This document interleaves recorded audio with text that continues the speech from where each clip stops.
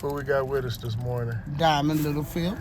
Tell us a bit about yourself, Miss Diamond. Well, I grew up in a good neighborhood, and I got a good education. Right now, I got my own house. I got my own stuff. I'm on disability, but sometimes things get hard. When you have a man to leave you, thinking he can find something else out here, he'll destroy your property when he see you with another man. And so that's what he did the other day. Tore my screen door out. Took my wallet with my cards in, and I got to restart over that. All because I want to let him live with me, and then he be out here walking about getting all these different women. I don't need no diseases or nothing. I need to stay in my place. He can't live with me because he keeps destroying my property. Breaking out my windows, I got to refix that. Breaking out my screen door, I got to refix that. Taking my wallet, trying to get something off my card, and he can't do nothing but go to McDonald's or something to swipe it like that. So he done did that up to $100. So that's basically it. I won't let him live with me. I don't do no drugs. Every now and then I'll drink me a beer, but I do smoke cigarettes. That's the problem I have. And that's the end of my story. What kind of household did you grow up in, Miss Diamond? A good one with my grandma raised up with my grandma and my granddad. But both of them passed away. One died from diabetes, and the other one, he just died from old age 90. So his son put me out the house out there in the county and took my cards and everything because he said my granddad didn't want supposed to give me that money in the bank. One day I had a whole lot of money. Next day I was broke with the stuff on my back. And that's it. What did they teach you growing up?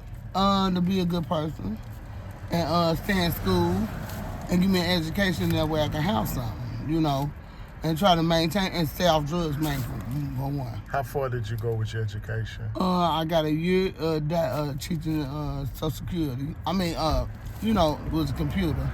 And I did graduate high school.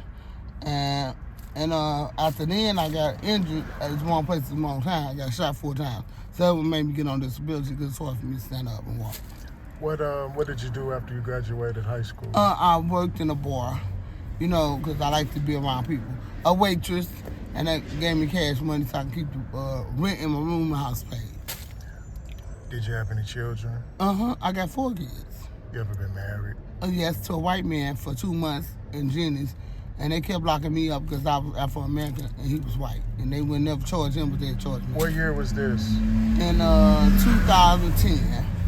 Would you say that Jennings is a little bit kind of... a prejudice. They put you in that basement, and no matter how many times you go to court, you still don't go back in that basement and you ain't got no bond money.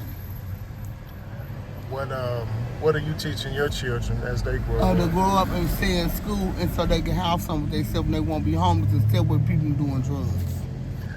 Do you have any brothers and sisters? Yes, I have 2 sisters. My brother killed himself in Texas 2 years ago.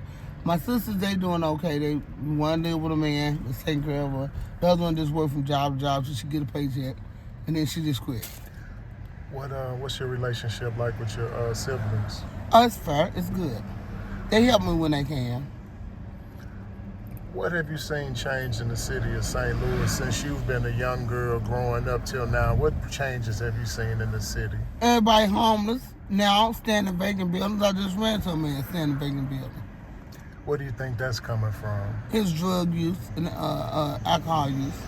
But hasn't it always been toxic substance use in the city of St. Louis? What has gotten so out of hand at this point, in your opinion? These crap ignorant people. Do your children work? No, they're growing up. I got one 7, I got one 9, I got one 11, and one 14. So you still have relatively young children.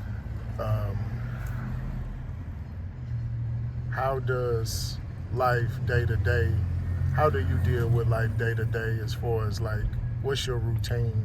I get up, smoke me some cigarettes and drink me some coffee, make sure the kids get off to school, and basically watch TV, stand out. And the situation that caused your disability, you say wrong place, wrong time. I was standing out there with somebody cutting grass and I know they owed to people. And when he came up and shot him, that dude run, and I ended up getting shot trying to run. So you had nothing to do Nothing with to do with it. I was standing out there waiting on him to cut some grass. And I gave him a cup of water, and then I seen a car come down the street. And it was basically, he was shooting at him, and I started running with him, and he shot me in the leg 4 times. And how did that affect you, going through the hospital, going through rehab? How did that change your life? I'm scared when I see somebody come up, pull on the wrong side of the street, I'm thinking he's going to shoot me again, somebody going to shoot me again. Did you ever see that friend again? Nope. He got killed by his brother on his own front porch. How many people have you lost out here in the streets? Well, my niece, they found her on 4,000 block of lab behind a dumpster with a puncture wound to the head. She was doing wrong. Sitting up her robbing people and stealing from people. So everything caught up with her. But I pray for her, you know. She was telling me, she said if she would have tried crack at first, she would have no more drugs. And that's the last thing I remember talking to her about. Did you go to church growing up? Yep, on the south side.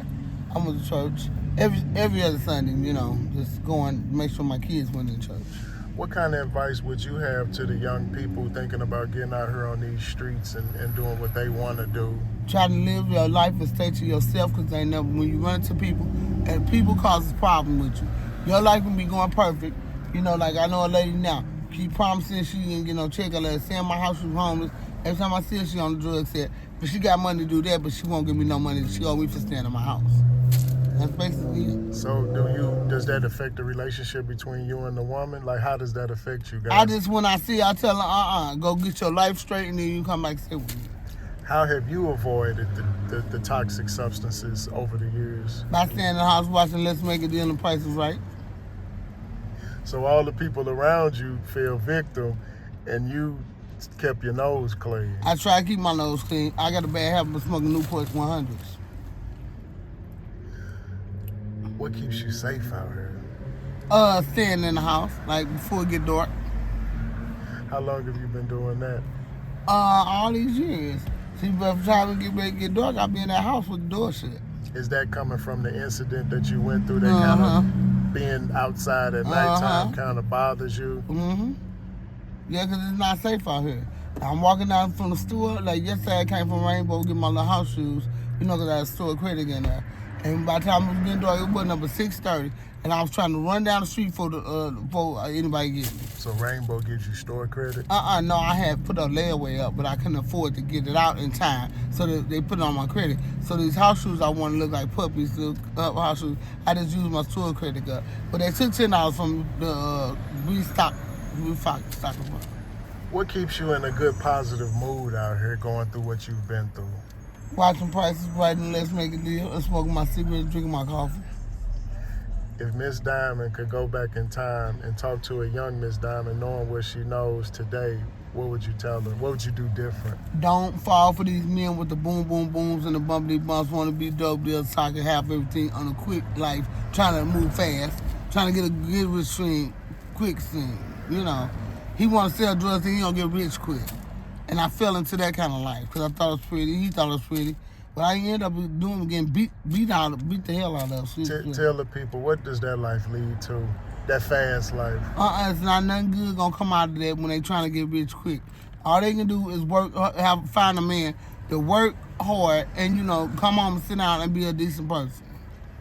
Ms. Diamond, we appreciate you taking time out with us. And if there's anything you want to leave us with on the closeout, now's the time you can say it. Stay away from these men that think they gonna get rich quick by selling drugs and they ain't gonna do nothing in jail or have you dead with them. Thank you, Ms. Diamond. We appreciate you.